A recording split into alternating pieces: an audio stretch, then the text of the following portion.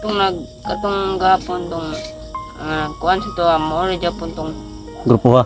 grupuha sa dagit ni sa akong mama.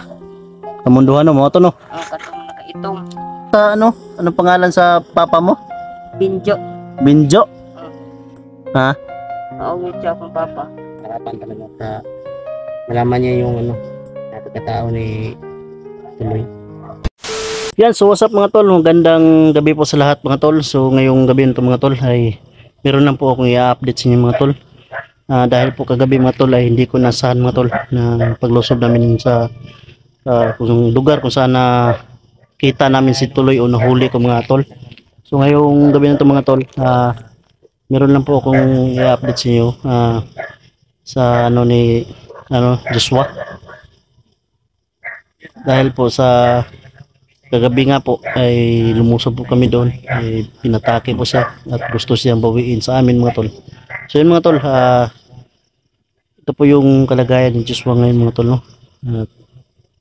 Meron po siya sasabihin sa atin mga tol, yung halaga na sasabihin. So yun mga tol, sabayan niyo kami mga tol sa gabi na ito mga tol.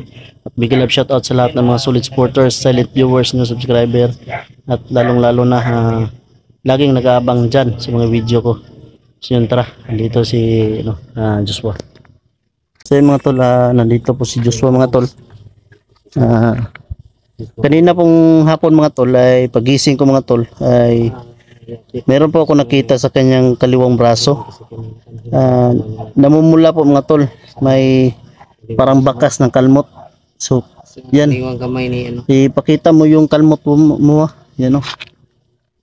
Yan o, may kalmot pa talaga. Parang may sugat pa talaga yung niya, kaliwang braso. Parang kagabi yan ba? kagabi yan pagsakmal sa kanya. So kitang-kita ko talaga, kitang-kita sa kamera ko, actual talaga na videohan ko talaga pag atake sa kanya. Loko na yung yun, aswang na yun. Bigla na lang sumulpot, di mo napansin? Dinumog niya ako. Hindi mo napansin, di ba kagabi? Sumulpot sa harap mo. Nandun lang pala sa harap, hindi natin nakita. Dito, tuwan. Ganon ko. Nakita sa video ko, sumulpot dito sa harap, Ganon sa ilaw ko. Hindi ko nakita. di ba? Di mo napansin? Bigla na lang sumulpot doon sa may damo ba? Bilis pa ng Hindi naman yun ka madamo masyado, pero hindi ko talaga napansin yung niya. Yung kalmot ni Joshua mga tol ay akma sa pag-atake kagabi mga tol, sa pagpunta namin sa lugar kung saan namin na si Tuloy na nahuli ko ay doon. Marami pong nagbago sa lugar, para sinunog yung lugar mga tol no. Siguro mga tol ay marami nang nakaalam doon na kinukutahan yun ng mga aswang. Ayun yung sasabihin mo about sa kagabi na tumambang sa atin. Katong gapon tong kuan sa to mo rin Japon tong Grupo ha. grupuha sa dagit gidagit ni sa akong mama. Kamunduhan mo to no. Katong nakaitong Ay katuloy nakaitumpog. kuan kay isa yang mata. Kita pa dito timailan na kanya timalihan dito sa mata day. Nilaw ko. May palatandaan pala si Joshua mga tol sa mata. Kaya pala naalala niya. Grupo pala yun ng aswang ay na dumagit sa kanila. So yun mga tol ay ayun nga. Naalala ilang taon na na hindi na kayo nakakita ng tatay mo? 5 years. 5 years? Matagal-tagal na pala no na hindi kayo nagkita. Pero anong pangalan nga sa anong pangalan sa papa mo? Binjo. Binjo. Yan mga tol, sa lahat po na nagtatanong, pangalan ng tatay niya ay Binjo po pala mga tol. So pinangalanan ko lang ng Tuloy kasi yan yung sabi niya, alias po Tuloy. Yan mga tol no. Yan may bakas pa may klaro-klaro talaga yung namumula yung kamay niya mga tol. Hindi natin alam totoong pangalan Tuloy no. Yun yung binigay niya na pangalan alias Tuloy. Tuloy lang. Sabi niya tawagin niyo lang ako na Tuloy. Tuloy lang sinabi niya. Pero totoong pangalan, hindi ko naman tinanong yung totoong pangalan. Kung tinanong ko, ay malalaman ko Binjo ang totoong pangalan papa mo. Pero nakatiyak ka na siya talaga yung papa mo? O may pag ano pa? Pagalinlangan ka pa? Naugit siya akong papa. Ha? Naugit siya akong papa. Ngano kay ngon magkana? Bakit mo nasabi niyan? Dahil ano may palatandaan ka na matagal naman hindi kayo nakita ng papa mo. Hindi na tayo nakita. So pinakita ko yung picture at video. Eh mata lang yung nakita mo. Mata lang ng ano kaibigan ko dati na si Tuloy. So sabi mo na gusto mong ano makita talaga siya personal kaya pala na gusto siya mga tol na sumama. Gusto niya na ma-encounter si Tuloy ng Mm. harap-harapan talaga para malaman niya yung ano, yung detalye ng pagkatao ni Tuloy.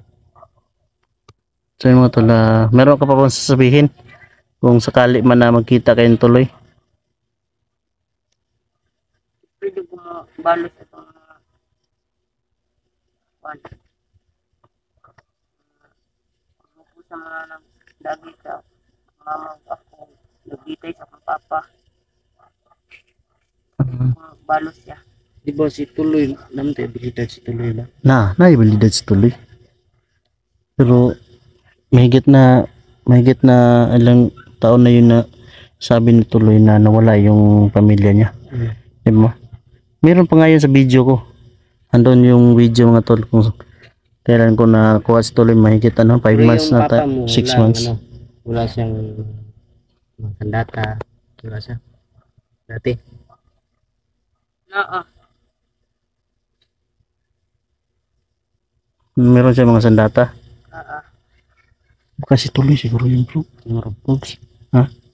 Siguro. Kasi sabi ni Tuloy meron siyang kukunin Yung sandata. mga sandata niya. Hindi na alam kung anong mga sandata niya. Pero hindi ko mga tol wala tayong ano lang para sa akin mga tol. Nagbabaka sakali din ako si Tuloy at Yung mga sandata niya, yun, hinahanap ni yung Tuloy ay si mga- Joshua. Kasi makatugma talaga sila ng istorya o story mga tol. Ano yung nakita Eh, mo, yun mga mga tol, sandata dati ni yung tatay mo dati. Yung papa mo. Sandata ba? Itong dire ko ano. Si Tuloy kasi siguro po Siguro.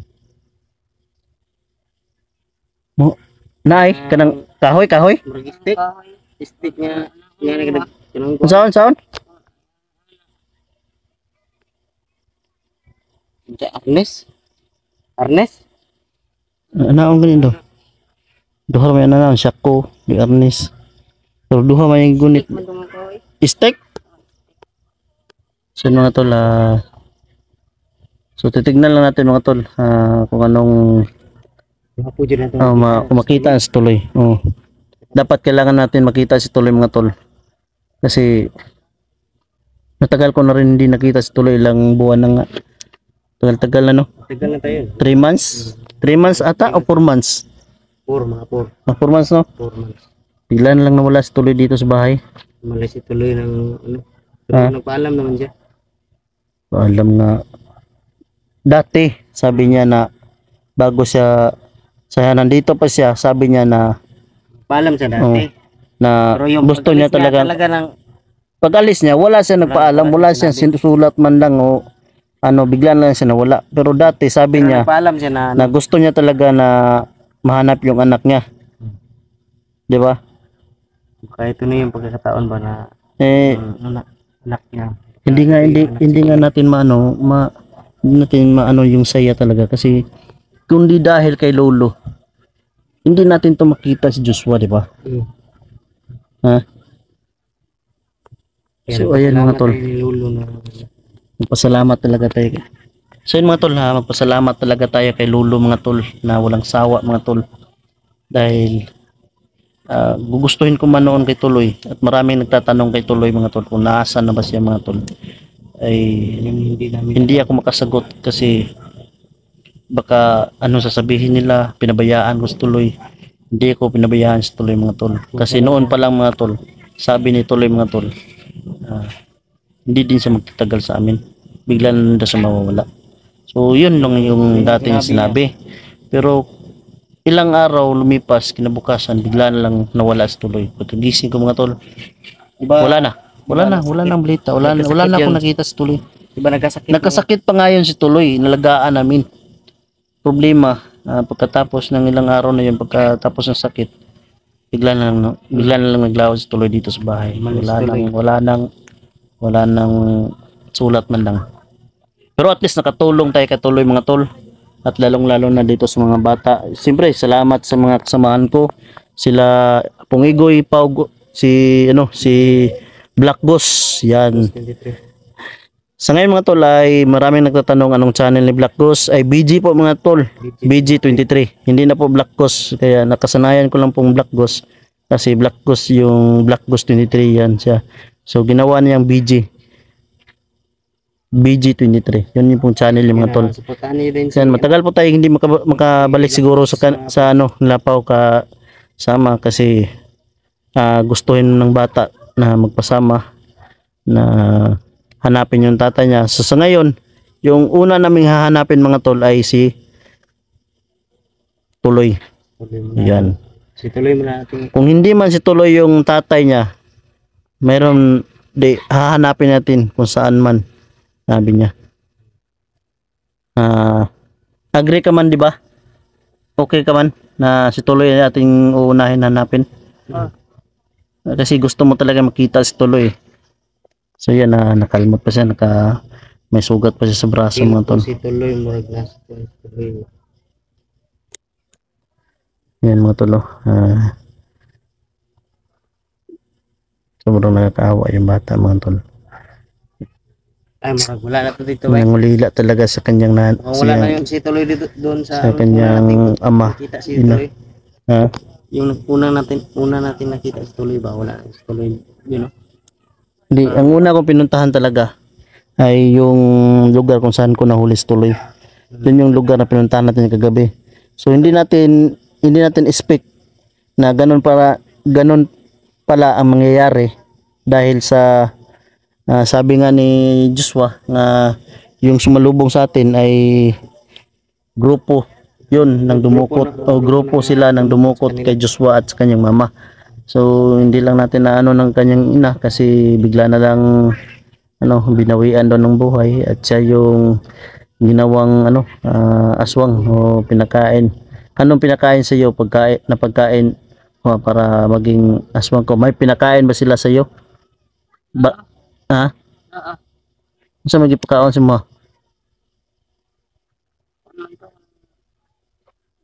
Naalala mo pa?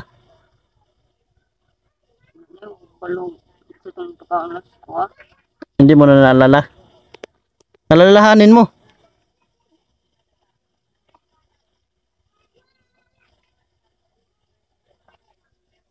Pagkaon mo kung lahat manong patay si mama.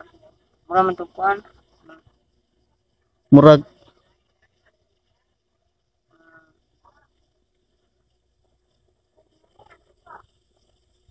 iniisip pa niya mga tol kung ano yung pinakain sa kanya kaya siya naging aswang. Kanon man daw. Kaning may kuan nga bato. Pagkaon nga bato? Ay kaon lang. Bato? Sa kumbaga bertod. Bertod siguro. Yung sinuka mo. Yun yung sigurong pinakain sa iyo pagkatapos pinas lang yung nanay mo ay yun pinakain sa iyo para maging aswang ka. Itim na bato. Siguro ng bato. Bertod lang. Ayan, bertod yun.